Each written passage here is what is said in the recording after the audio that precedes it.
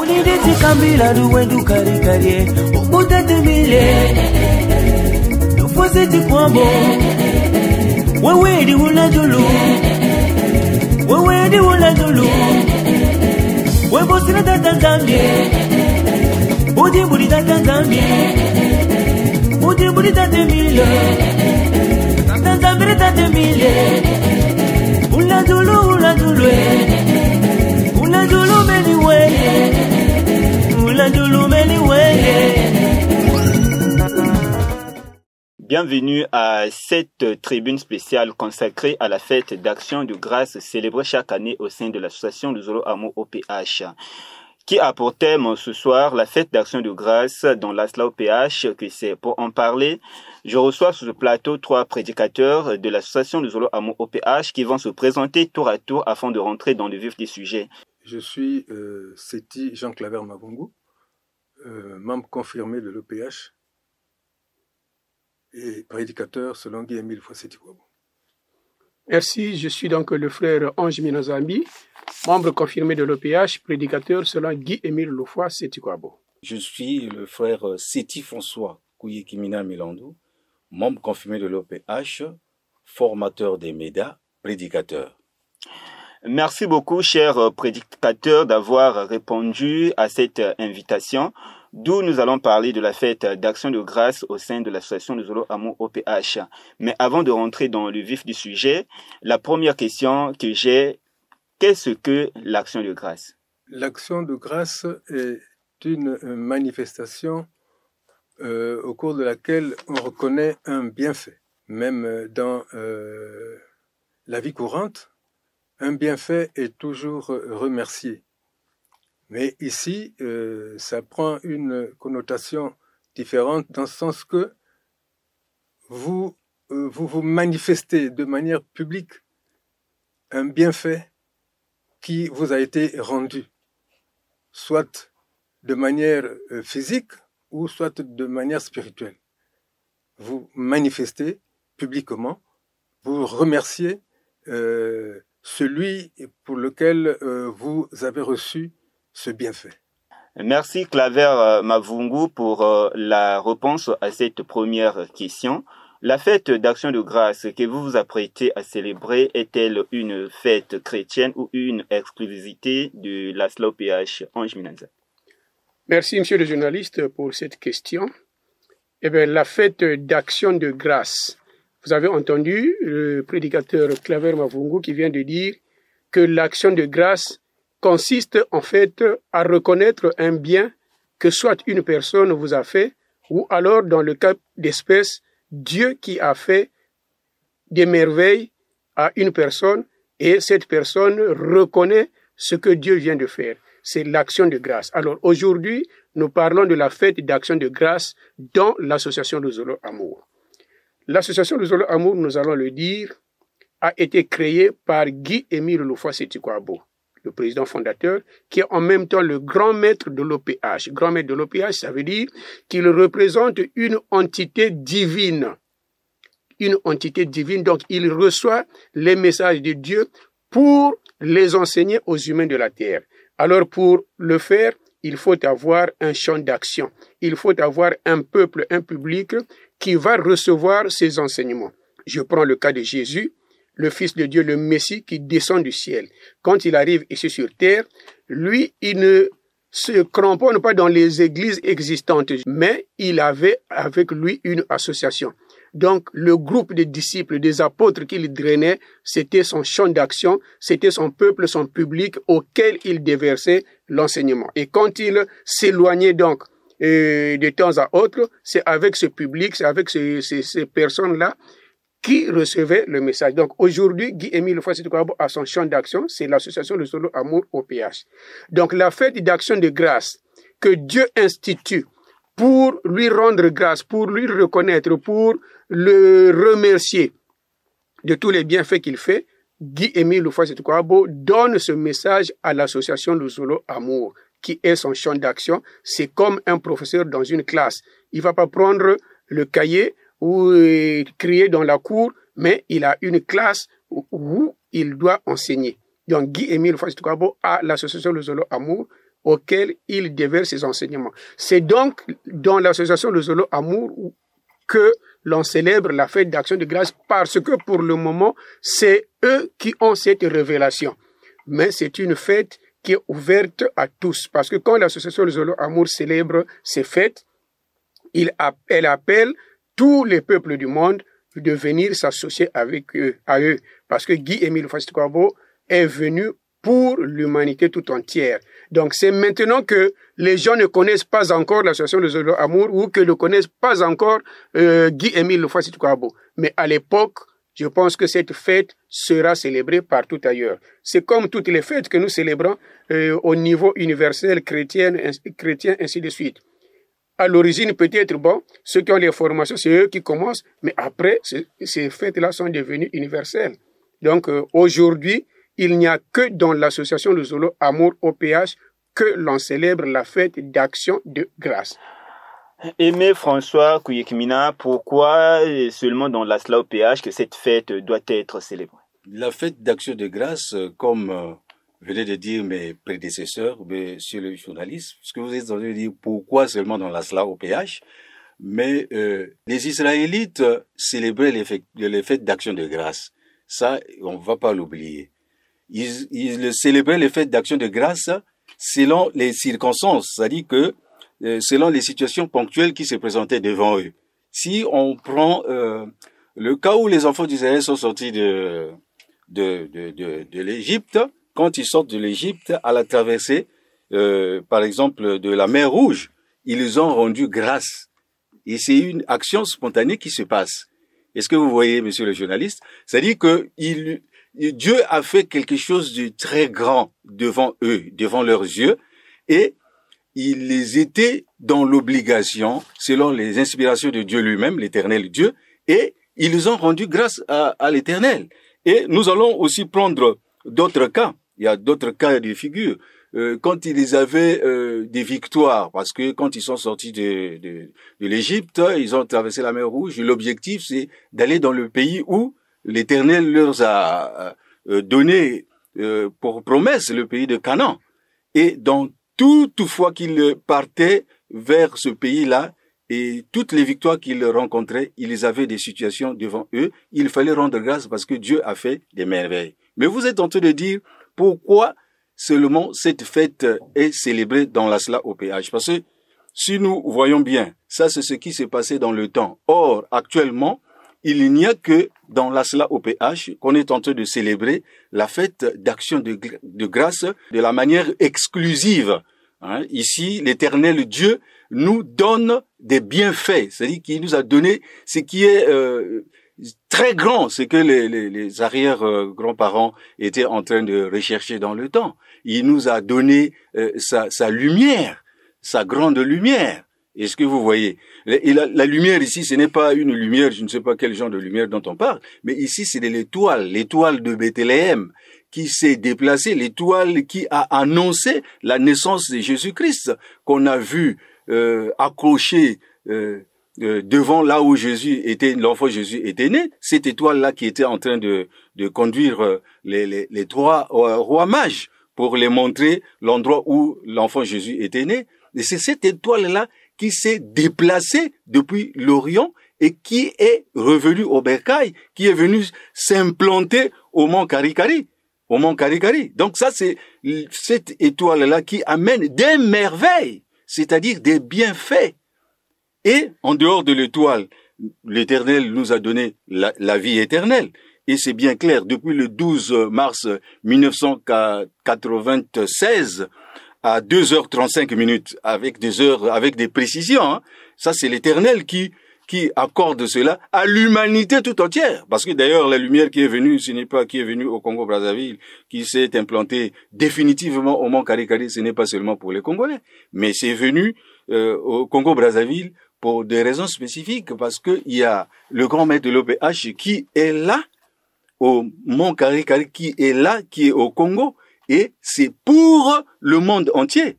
Et la vie éternelle qu'on a accordée, parce que la vie éternelle qui est accordée à l'humanité tout entière, ce n'est pas seulement aux Congolais. Donc, en dehors de la vie éternelle qui est accordée, parce que le projet de de la vie éternelle, quand Dieu donne la vie éternelle, Dieu a aussi encore donné la paix.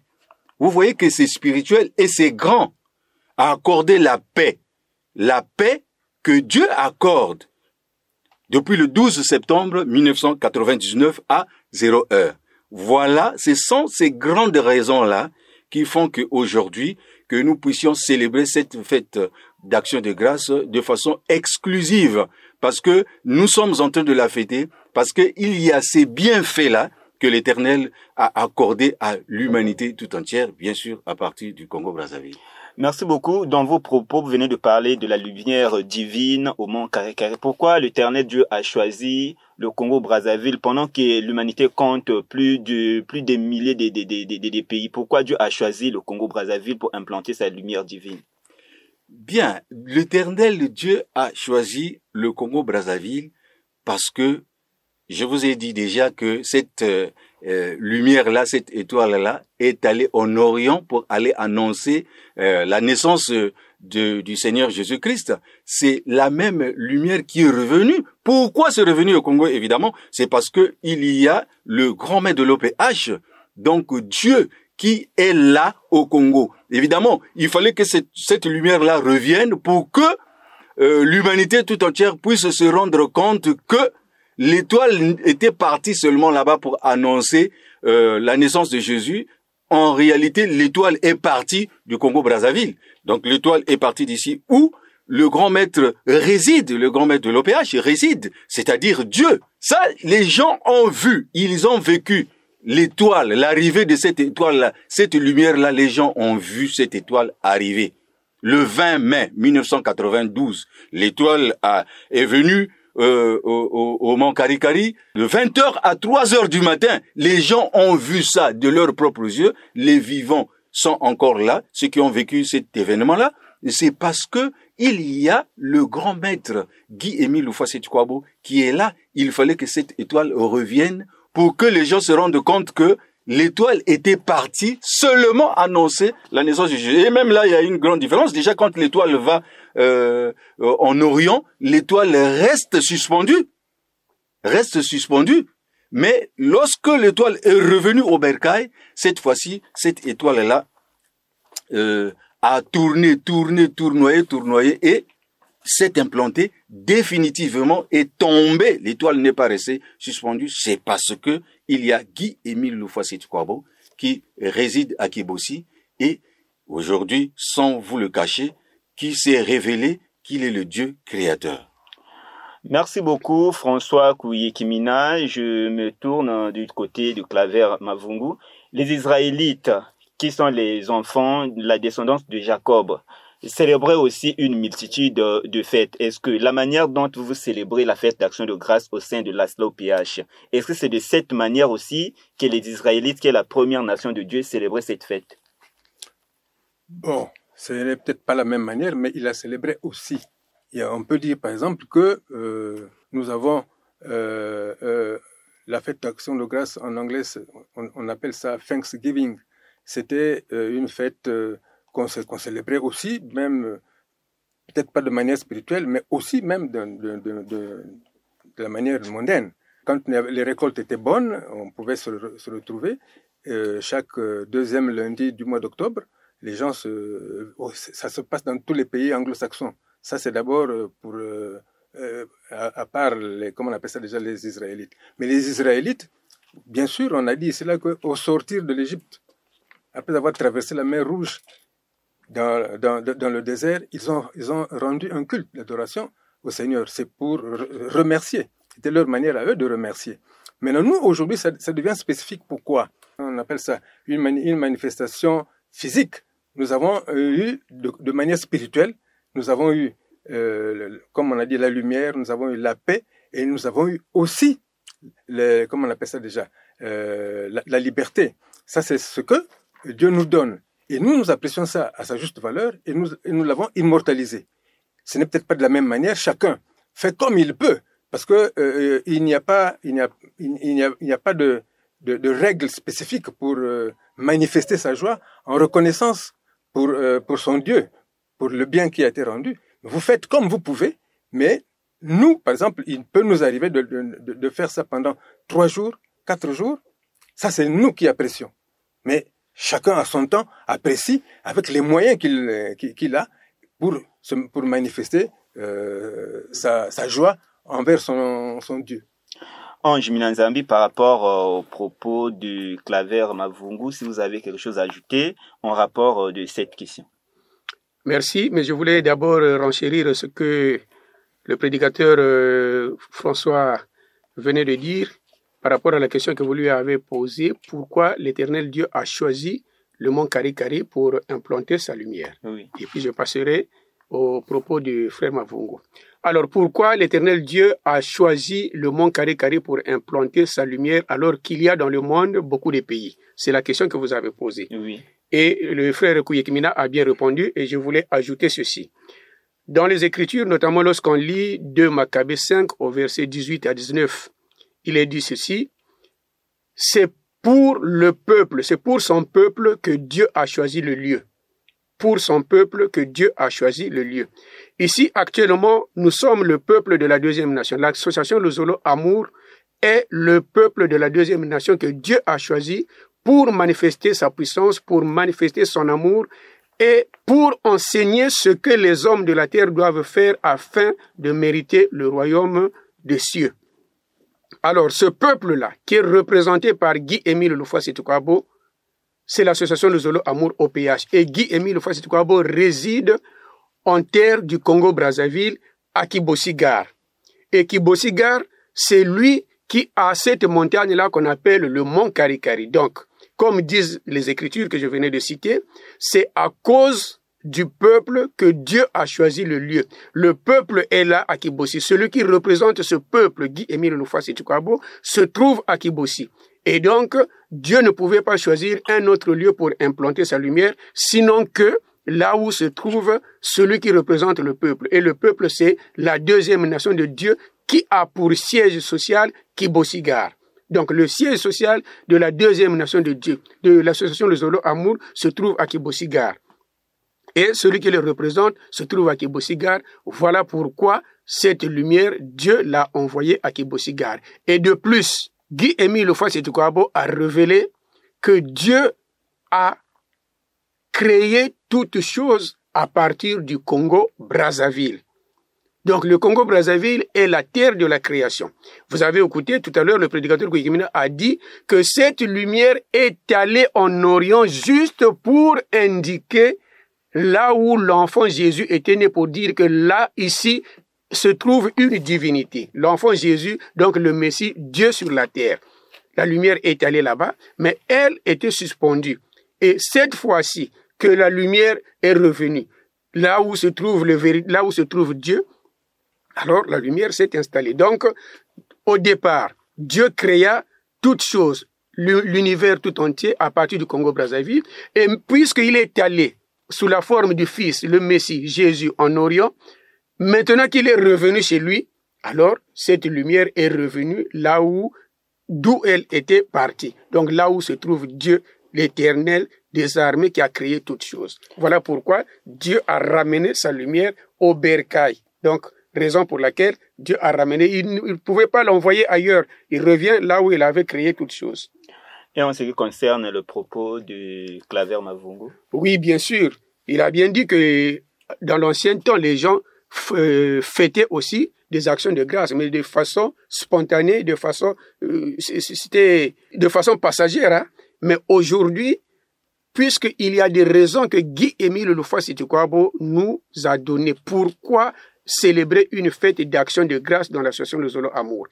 Parce que Dieu nous a accordé la lumière du monde entier, la vie éternelle et la paix, sa vraie paix dans le monde entier. Alors, c'est Guy-Émile Lufwasi-Tukwabo qui nous donne de quelle manière nous devrons célébrer cette fête. Donc, la manière que nous célébrons cette fête-là est tout à fait différente de celle que les Israélites, le premier peuple de Dieu, célébraient la fête d'action de grâce. Chez nous, ici, on peut prendre une semaine, nous prenons une semaine, mais chez eux, ça pouvait prendre un seul jour, une seule journée, la fête est terminée, et puis elle n'était pas répétitive. Donc, elle n'était pas à célébrer chaque année. Mais chez nous, c'est de génération en génération que nous célébrons afin que nous nous remémorions des merveilles que Dieu a fait pour l'humanité tout entière. Donc, les générations futures doivent savoir que le 20 mai 1992, la lumière est tombée au mont Karikari.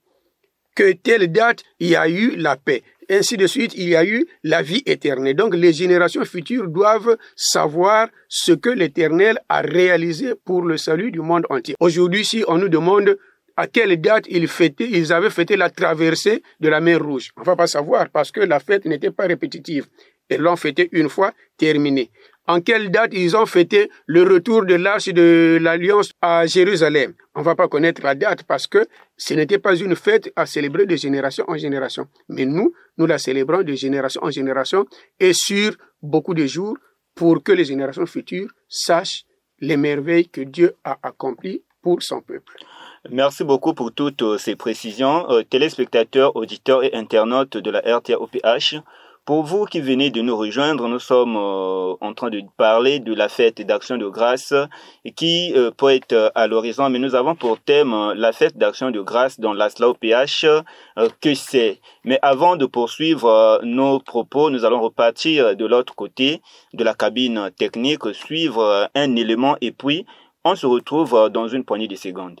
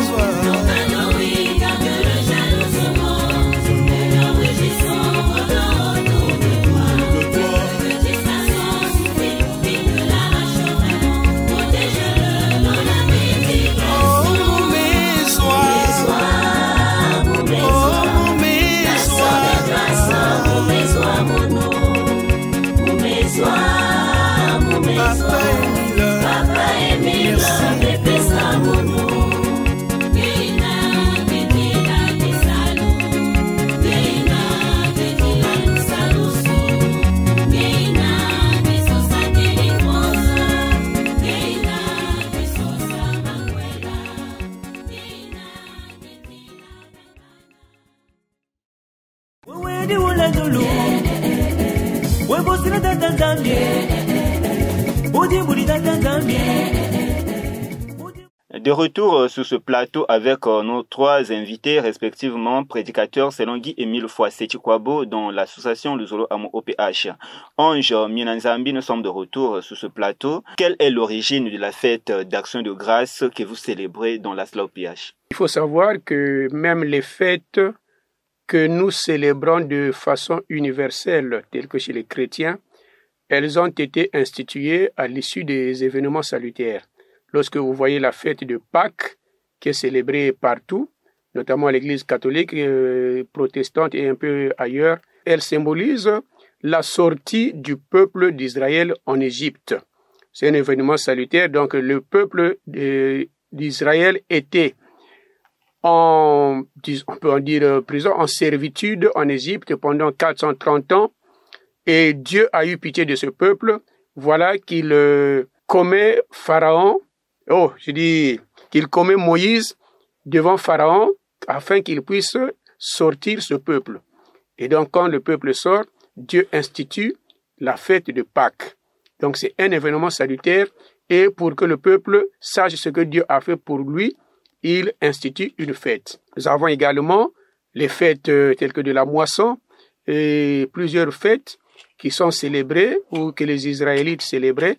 Tout cela avait été décrété ou institué à l'issue des événements salutaires. Et aujourd'hui, tel que quand nous prenons la Pâque, ça c'était la Pâque juive que j'ai parlé, mais il y a la Pâque chrétienne que nous célébrons maintenant, qui symbolise la mort et la résurrection de notre Seigneur Jésus-Christ. Vous voyez que le Seigneur Jésus-Christ qui est venu pour nous racheter, il meurt, mais pour démontrer sa toute-puissance, voilà qu'il revient à la vie. Donc c'est une victoire du bien sur le mal. Et c'est un événement salutaire, c'est par cette victoire que Dieu est venu nous sauver. Et il décrète alors une fête que nous célébrons, donc la fête, la Pâque chrétienne. Vous voyez que toutes les fêtes ont été instituées à l'issue des événements salutaires. Et la fête d'action de grâce ne pouvait pas être instituée sans rien. Mais si elle a été instituée, c'est parce que Dieu a fait des merveilles pour le monde entier par rapport à son plan de salut. Alors de quoi il s'agit? On l'a déjà dit. Dieu a accordé pour l'humanité tout entière la grande et terrible lumière, celle qu'on venait de parler tout à l'heure. La lumière, cette lumière qui était jadis en Orient, suspendue en haut, et en bas se trouvait l'enfant Jésus. Donc cette lumière est restée là-bas pendant longtemps, et lorsque le peuple d'Israël a failli dans sa mission, c'est là où la lumière a quitté Israël, et elle était là en train de prendre sa trajectoire jusqu'à ce que le 20 mai 1992, elle est venue s'implanter au Congo-Brazzaville, au mont Kari-Kari. Donc c'est une merveille de grande taille que le peuple n'a jamais vécu, si ce n'est à l'époque de la naissance de Jésus. Deuxièmement, nous avons cette autre grande richesse. Dieu a accordé la vie éternelle. La vie éternelle que Dieu avait retirée du jardin d'Éden, donc c'est Adam et Ève, parce qu'ils avaient commis le péché, ils avaient commis la désobéissance. Et Dieu a dit, si je vous laisse vivre éternellement, vous allez encore faire de ce qui sera grave, plus grave. Et voilà, il leur retire l'éternité pour leur remplacer cela par la mort. Et troisième, donc c'est maintenant que Dieu a remis cette éternité aux humains de la terre. Et la troisième grande richesse que Dieu nous donne, la paix. Dieu nous a donné la paix, sa vraie paix. Ce n'est pas comme le monde le donne, mais à la manière de Dieu. Dieu a donné à l'humanité tout entière, dans le monde entier, la paix. Donc, il nous a donné le tout. Voilà ce que le grand maître Guy-Émile Foissé-Chikwabo déclare dans son message. Donc, voilà ce qui a été à l'origine. Voilà les événements salutaires. Voilà les merveilles que Dieu a réalisées pour le monde entier, qui ont fait que ce même Dieu-là puisse décréter ou instituer une fête d'action de grâce. Parce que pour nous les humains, on ne voit pas la grandeur de ce que Dieu a fait, de ce que Dieu a réalisé. Mais c'est Dieu lui-même qui connaît ce qu'il a fait pour l'humanité tout entière. Voilà pourquoi il décrète pour nous une fête afin que nous lui rendions grâce, afin que nous reconnaissions ce qu'il a fait, afin que nous lui remercions de ce qu'il a fait. Voilà donc ce qui est à l'origine de la fête d'action de grâce célébrée dans l'association de Zolo Amour. Voilà ce qui est à l'origine de ce que vous célébrez, fête d'action de grâce dans l'association Le Zolo Amour OPH. François Kuyekimina, dans les propos de Ange Minanzambi, il nous a cité quelques exemples des richesses divines que Dieu a accordées à l'humanité. Alors, est-ce que parmi vous trois qui sont présents ici, l'un de vous avait vu ces richesses divines? Les richesses divines dont on a parlé, prenons le cas de la lumière dont vous parlez, évidemment. Cette richesse-là, cette lumière-là, c'est de façon d'abord spirituelle, monsieur le journaliste. C'est d'abord de façon spirituelle. Mais tous ceux qui vont à Kibossi avec foi, ils voient cette lumière. Je pèse bien mes mots.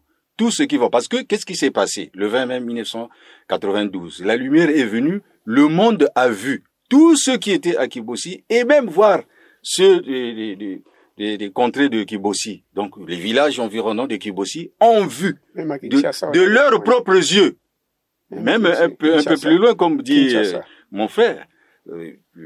Donc, à Kinshasa même, ils ont vu cette lumière-là. Mais maintenant, la lumière a brillé, a éclairé. Le grand maître de l'OPH dit, même une aiguille, à l'heure là, on pouvait la ramasser. Donc c'était une forte lumière. C'est pour symboliser quoi? Après, cette lumière-là s'est éteinte. Mais ça ne veut pas dire que la lumière n'y est plus. La lumière est là. Tous ceux qui vont au mont Karikari, qui prient, nous-mêmes, qui vont pour aller en pèlerinage au mont Karikari ou aller demander tout ce dont ils ont besoin au mont Karikari, ceux qui se préparent bien voient cette lumière. Ils voient les manifestations de la lumière. Et moi, j'ai vécu ces manifestations-là de plusieurs façons. Déjà, je vois la lumière au milieu du soleil. Est-ce que vous voyez ces genres de manifestations? Déjà, quand vous allez, vous êtes en train de voir le soleil, mais le soleil qui est en train de vous donner les 4 couleurs. Par exemple, vous donne la couleur blanche, la couleur jaune, la couleur rouge. Et je me souviens, lorsque nous sommes allés en 2004, j'étais avec mon épouse et nous étions partis donc en pèlerinage à Kibossi. C'est mon épouse qui me dit, mais regarde du côté du mont Karikari, on a mis le feu. Mais en fait, elle était en train de voir. Moi aussi, je me suis retourné pour voir, mais nous avons vu de la lumière. C'est-à-dire que tout mont Karikari était en feu. C'est-à-dire, je ne sais pas si je peux dire le feu, mais c'est la manifestation de la lumière. Est-ce que vous voyez? Et cette lumière-là ne se manifeste pas seulement au mont Karikari. Elle se manifeste un peu partout là où nous allons dire des séances de prière. Parce que cette lumière, lorsqu'elle est venue au mont Karikari, c'est pour dire que, tel que l'avait dit mon frère Minanzambi, que c'est à la deuxième nation, c'est-à-dire que partout là où se trouvent les enfants de la deuxième nation, cette lumière se manifeste. Donc nous la voyons de nos propres yeux. Et ceux qui viennent aussi dans la SLA OPH, il y en a qui viennent avec un cœur préparé, et au cours de nos manifestations, ils voient cette lumière. Et cette lumière, ça veut dire beaucoup de choses. Ça ne veut pas dire que seulement, les gens vont dire qu'ils sont en train de parler de la lumière, mais qu'est-ce que ça veut dire? Mais attention, cette lumière-là nous a mené des bienfaits. C'est-à-dire que c'est la présence de Dieu avec tous les patriarches de l'éternel Dieu qui ont quitté l'Orient, qui sont venus construire au mont Karikari. Ça veut dire que quand tu vas au mont Karikari, tu demandes avec toute la foi, tu obtiens ce dont tu as besoin. C'est ça qui est le merveille que la lumière nous a apporté. Et en dehors de ça, cette lumière-là aussi a sanctifié. Et si vous voyez l'eau de l'Anguétani, c'est-à-dire qu'au bas de la montagne du mont Karikari, il y a de l'eau qui coule là. Il y a une source qui vient du sous-sol. Donc cette lumière-là a sanctifié aussi l'eau de cette rivière-là qu'on appelle Anguétani. Et c'est cette eau-là, quand vous la buvez avec foi, vous avez la guérison de toutes les maladies, même incurables. Donc, voyez-vous, monsieur le journaliste, c'est des bienfaits tellement de grande portée que ceux qui y vont avec la foi au Mont Karikari, ils voient cette lumière-là, elle n'est pas éteinte, elle brille toujours au Mont Karikari. Merci beaucoup, Aimé François Kouyekmina. Vous nous avez parlé des bienfaits qu'a apporté la lumière de Mont Karikari. Claver Mavungu, pouvez-vous nous citer quelques exemples de ces bienfaits? Un exemple de ces bienfaits, nous pouvons parler de la vie éternelle que Dieu a accordée à l'humanité. Nous pouvons parler aussi de la paix, la vraie paix. Parce que quelque part, Christ dit, je vous donne ma paix, je vous laisse ma paix, pas comme celle que les hommes vous donnent. Parce que celle que les hommes donnent n'est que un compromis. C'est qu'il y a une entente entre les humains. Mais là, Dieu la donne indépendamment de votre état d'esprit, de votre état d'âme. Il vous la donne. C'est une richesse, c'est un don. Donc, nous sommes comblés. Et ces choses-là se passent au Congo-Brazzaville, c'est-à-dire que ça devait être une fierté pour le Congo. Mais nous ne sommes pas encore conscients de ce qui se passe en ce moment. Nous en parlons, c'est vrai, beaucoup diront, oui, ben cela, ils radotent. Mais nous ne radotons pas, nous disons les choses telles qu'elles sont. Parce que le grand maître nous dit, à propos de cette lumière, il dit, c'est le deuxième plus grand événement qui est arrivé à l'humanité après la naissance de Jésus le Christ. Voyez, monsieur le journaliste, l'importance d'un tel geste, d'un tel amour pour notre Dieu. Ça mérite bien une fête d'action de grâce que nous avons immortalisée pour que, à chaque moment, chaque fois que la date approche, nous devons déjà être dans les prédispositions requises pour accueillir ces moments qui sont si précieux, parce que c'était pas évident. C'est vrai que ce n'est pas, ça ne dépendait pas des hommes, mais de l'amour de Dieu envers ses créatures que nous sommes. Merci beaucoup. Dans vos propos, vous avez parlé de la vie éternelle accordée à l'homme par Dieu. Alors, si Dieu a accordé la vie éternelle aux hommes, pourquoi vous priez? Si Dieu a accordé la vie éternelle à l'homme, pourquoi vous priez?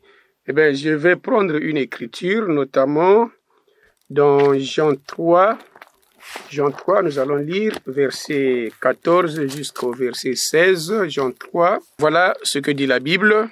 « Et comme Moïse éleva le serpent dans le désert, il faut de même que le Fils de l'homme soit élevé, afin que quiconque croit en lui ait la vie éternelle. Car Dieu a tant aimé le monde qu'il a donné son Fils unique, afin que quiconque croit en lui ne périsse point, mais qu'il ait la vie éternelle. » Alors, on va s'arrêter un peu ici. Donc, l'on pense que du fait que notre Seigneur Jésus-Christ est venu s'offrir en victime expiatoire sur la croix, que cela suffit pour que l'homme ait la vie éternelle. Supposons que c'est cela. Jésus est mort sur la croix, donc tous ceux qui acceptent cela ont déjà la vie éternelle. Mais depuis que Jésus était mort, jusqu'à aujourd'hui, ça fait au moins près de 2000 ans. Mais les gens continuent à prier. Les gens partent toujours dans les églises pour prier. Et pourtant, ici, c'est bien dit que celui qui croit en ce que Jésus a fait a déjà la vie éternelle. Mais pourquoi tout le monde continue à prier et pourtant Jésus a accordé la vie éternelle? Alors, c'est une façon de dire que cette vie éternelle, je l'ai expliqué, l'éternité que Dieu avait retirée de nos ancêtres, il l'a remise aujourd'hui, donc il la rend disponible. Il la rend disponible, quitte à l'homme de la terre de faire des efforts individuels afin qu'il soit lui aussi en possession de cette vie éternelle, de sorte que lorsque l'Éternel Dieu exercera son jugement dernier, qu'il rentre dans la félicité qui a été préparée pour ceux qui pratiquent le bien ici sur terre. Et pour les autres qui se disent que la vie après la mort n'existe pas, où je peux vivre ma vie sur terre selon moi, mais pas selon la loi de Dieu, alors ceux-là iront de l'autre côté parce qu'ils n'ont pas observé la loi de Dieu pendant leur vie terrestre ici.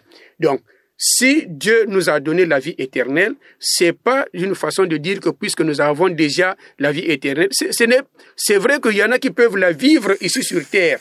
Il y en a qui peuvent la vivre ici sur terre, mais l'enseignement nous dit que c'est après le jugement dernier que nous vivrons cette vie.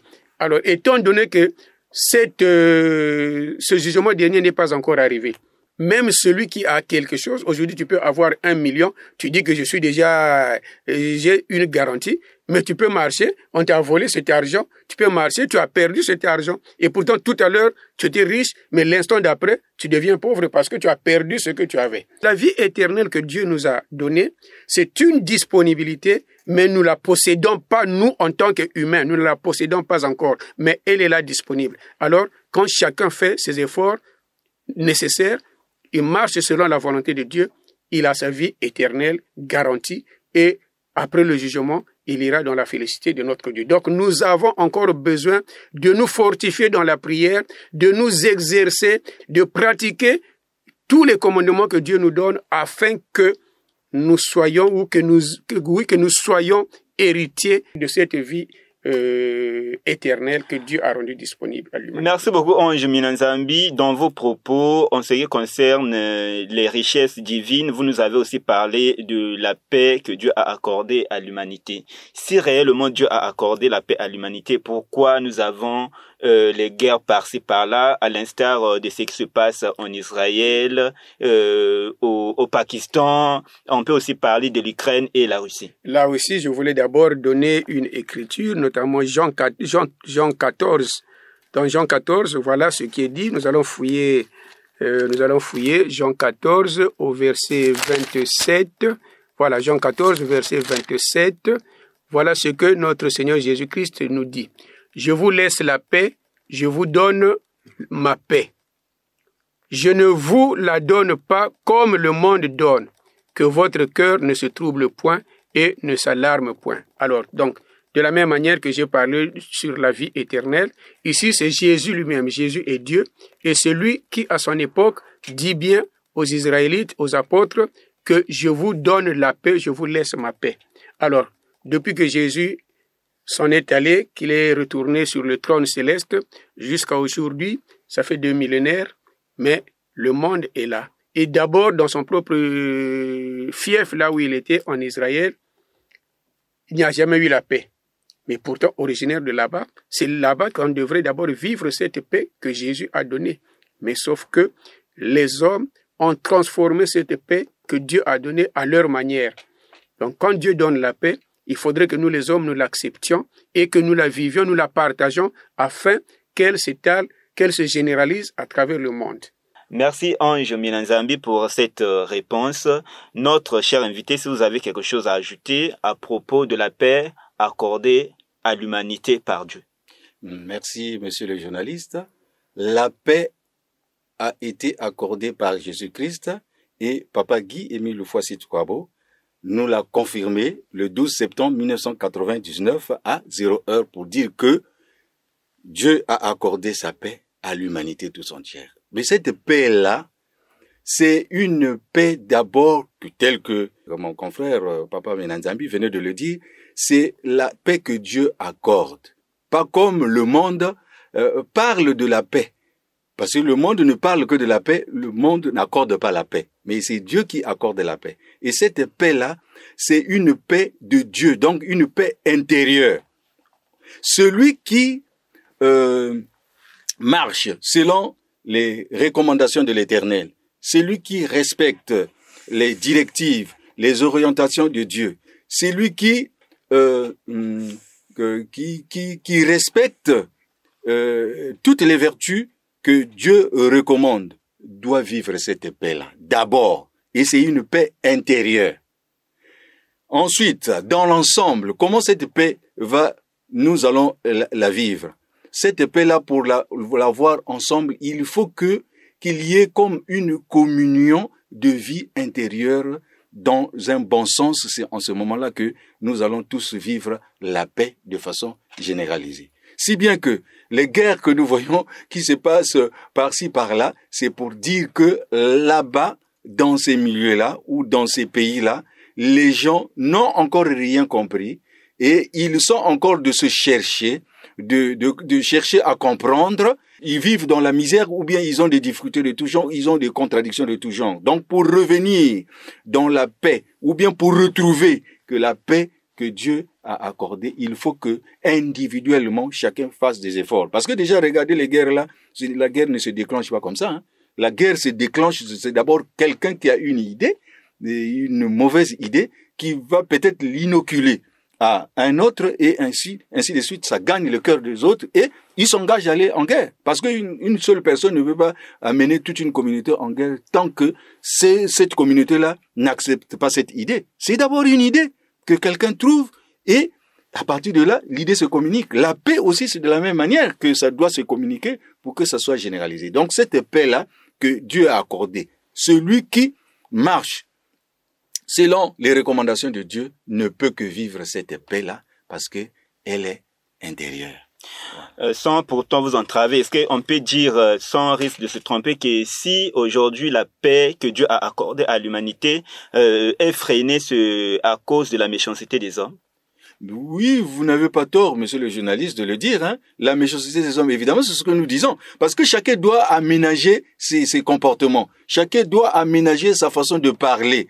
Parce que la loi cadre pour les chrétiens, pour les hommes qui prient Dieu, il y a une loi cadre. C'est l'amour sincère du prochain.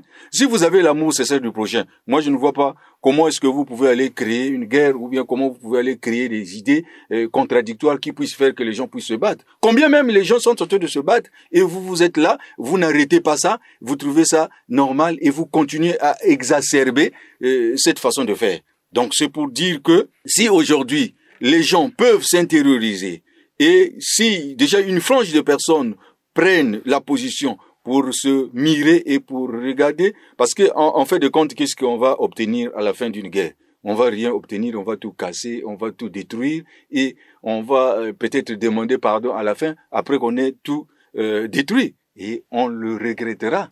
En ce moment-là, ce n'est pas en ce moment-là que la paix arrive, mais la paix doit se cultiver dans la façon de penser, dans la façon de faire. Et aujourd'hui, si vous êtes en train de faire du bien, vous savez qu'il y a une loi cadre. Dieu ne veut pas qu'on puisse faire du mal au prochain, c'est ça. L'amour sincère du prochain, c'est ça la loi cadre. Hein. C'est ça la loi cadre. Si déjà vous, parce que Dieu, qu'est-ce qu'il cherche? Il cherche que l'homme puisse faire... C'est-à-dire qu'il puisse au moins avoir la moyenne, quoi, faire l'essentiel. Et Dieu ne veut pas faire de nous comme peut-être lui tel qu'il est les saints. Non, il sait que nous sommes sur une terre où le péché existe déjà, où le péché avait pris corps, et l'homme ne peut faire des efforts que pour sortir dans ce péché-là. Donc, il est appelé à faire des efforts pour faire que le bien, pour marcher selon les vertus que Dieu demande, en ce moment-là que c'est la paix. Parce que Dieu, après, il va toucher le cœur de ceux qui vont venir vers lui, auprès de lui, qui font des efforts. Et c'est comme ça que cette paix-là va se communiquer de façon générale. Et nous allons la sentir. Parce que cette paix, évidemment, elle va se stabiliser. Là, elle est en train de se troubler un peu. C'est une façon de trouver de la place dans le cœur de chacun de nous, M. Régional. Merci beaucoup. Lentement et sûrement, nous tombons vers la fin de notre tribune. Quelles sont les conditions à remplir pour participer à cette grandiose fête? Enfin, je voulais intervenir un peu à propos de du remue-ménage qu'on constate ici et ailleurs. Le grand maître, dans une de ses cassettes, disait que 40 ans, 30 ans, en tout cas, je ne crois pas que nous irons au-delà. Mais les Écritures disent que il y a les douleurs d'enfantement. Ça, c'est des signes avant-coureurs. C'est des signes avant-coureurs parce que les choses commencent à aller vers la fin. Voilà pourquoi vous voyez, parce que la Bible dit, une nation s'élèvera contre une autre. Mais ce ne sera pas encore la fin, mais ce sera encore les douleurs de l'enfantement. Donc il faut prendre ça comme ça. C'est vrai que l'homme est devenu mauvais. Ça, c'est le corps de l'homme qui s'exprime. Parce que quand vous tuez un serpent, il se débat. Il se débat. Mais il est déjà là en sursis parce qu'il va vers sa fin. Donc voilà pourquoi nous constatons ce qui se passe dans les nations. Une nation se sera élevée contre une autre. Ce ne serait peut-être pas encore la fin, mais ce sera des signes avant-coureurs. Merci beaucoup. Avant de terminer, où et quand allez-vous célébrer cette fête? Bien, mais la fête va être célébrée au Congo-Brazzaville, ici à Pointe-Noire, au mont Sinaï, le mont de l'histoire débaptisé, et ça va aussi se tenir au Bénin, hein, au Bénin. Et ça, la fête aura lieu jeudi 29 août au dimanche 1er septembre. Alors, quelles sont les conditions à remplir pour participer à cet appel divin? Ben, les conditions, pour les lusolifiés, oui, il y a des conditions, mais pour le reste du monde, ils viennent sans condition. Hein. Et tout le monde est invité, mais pour les lusolifiés, les conditions, nous les savons. Hein. Nous les savons à remplir. C'est la biérémessine, ce que nous appelons en termes des lusolifiés la biérémessine. Et en dehors de la biérémessine, il faut se préparer, hein, parce qu'on ne vient pas à la fête avec des mèches, avec des vernis, avec tout ce que nous voyons que nous avons l'habitude d'extrapoler sur la beauté. Ça, on ne vient pas avec. Voilà. Merci beaucoup, Aimé François Kouyekimina. Nous sommes arrivés au terme de notre tribune. Ange Minanzambi, si vous avez d'autres préoccupations par rapport aux questions posées, vous avez la parole. Merci, monsieur le journaliste, pour l'occasion que vous nous avez accordée de parler de la fête d'action de grâce dans l'association Luzolo Amour, OPH. Eh bien, les téléspectateurs, les auditeurs et les internautes nous ont écoutés.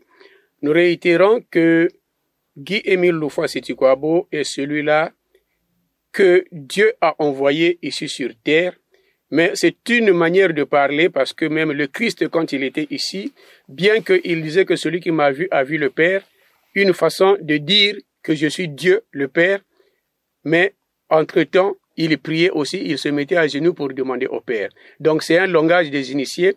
Guy-Émile Loufa-Sitikwabo, l'esprit de vérité, Dieu parmi les hommes, nous instruit que l'Éternel Dieu a déjà donné pour l'humanité tout entière la vie éternelle, la paix et sa grande et terrible lumière au mont Karikari qui est devenu la demeure de l'Éternel Dieu. Donc ne perdons pas de vue, soyons accrochés aux vérités divines enseignées par Guy-Émile Loufa-Sitikwabo à travers l'association Luzolo Amour, telle que les prédicateurs aujourd'hui. Profitons donc de ces occasions qui nous sont offertes afin que nous grandissions en matière de spiritualité.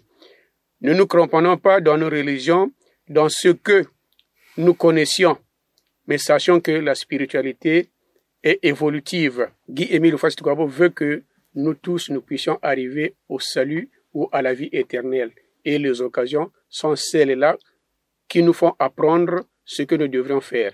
Quant à la fête, nous l'avons dit, elle est célébrée seulement dans l'association Luzolo Amour parce qu'ailleurs on ne la connaît pas encore, mais elle est pour tout le monde. Donc nous invitons à cette fête-là que nous allons célébrer bientôt à Lusala, au mont Sinaï.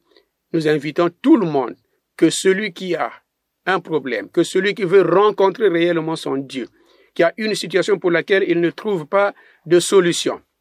Ce ne sont pas des publicités, ne sont pas des féticheurs, mais nous sommes confiants en notre Dieu, qu'il vienne louer l'Éternel Dieu avec nous, peuple de l'association Luzolo Amour OPH du récépissé 884/83 au Mont Lusala du 29 août au 1er septembre 2024. Merci. Merci beaucoup. C'est par ces propos de Ange Minanzambi, prédicateur selon Guy-Émile Foy Setikwabo, que nous mettons un terme à cette tribune consacrée à la fête d'action de grâce qui a eu pour thème la fête d'action de grâce dans l'ASLA OPH que c'est. Merci beaucoup, chers invités, pour répondre à cette invitation. Merci aussi à Chancy Boutoto qui a assuré la partie technique et à Vianney Bitoukou qui était de l'autre côté de la régie.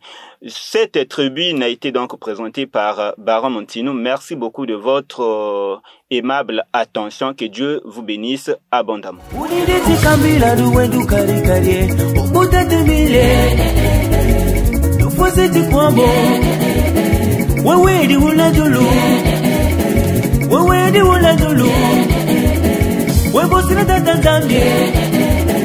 Udi budi tata zambi, udi budi tata mile, tata zambi tata mile.